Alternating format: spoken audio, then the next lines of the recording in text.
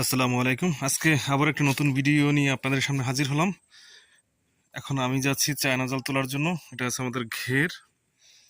আগে মাছ ফেলাইতাম, এখন বন্যার কারণে মাছ ফেলানো হয় না। এই চায়না জাল পাতা আছে, দেখি কি মাছ পাওয়া যায়।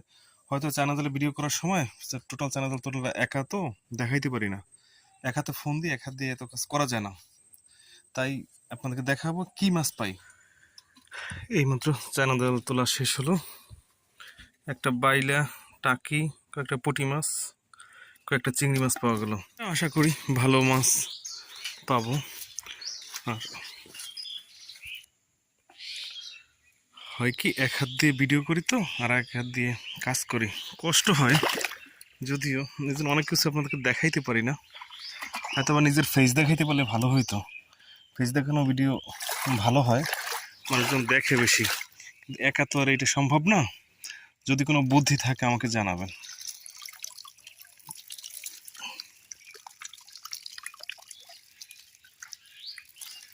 মাশাল্লাহ, চিংড়ি মাছ আছে অনেকগুলো, পুঁটি মাছ আছে, সাথে আছে একটি ব্যাঙ। দেখাচ্ছি আপনাদেরকে যে মাছগুলো পেলাম। হয়তো এভাবে একদিন না 2 দিনের মাছ হলে আমাদের খাবারের মাছ হয়ে যায়। একদিনে হয় না, 2 দিন ধরতে পারলে। বাসায় তো আমরা মানুষ হচ্ছে 3 জন, আমি, আব্বার মা, 3 জন। আলহামদুলিল্লাহ 2 দিনের মাছ হইলে খাবার হয়ে যায়। আমি এটা খুলবো, খোলার পর ঢালার সময় দেখাবো।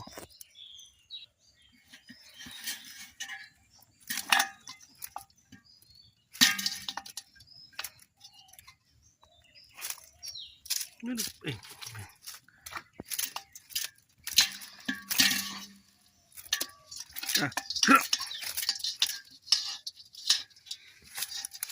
এখানে 2টা মাছ পড়েছে, পুঁটি মাছ।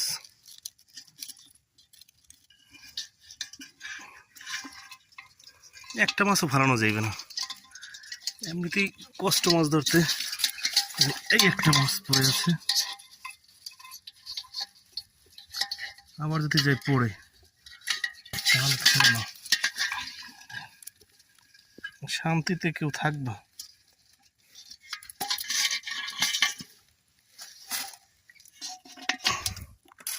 ছোট্ট একটা টাকি আছে, সেটাকে ফেলে দেব।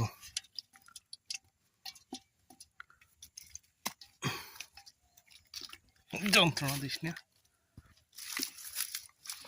দেখ, আজকের মাছ যা হলো, আর একদিনের মাছ হলে খাবারের মাছ হয়ে যাবে। ভালো থাকবেন সকলে, আল্লাহ হাফিজ।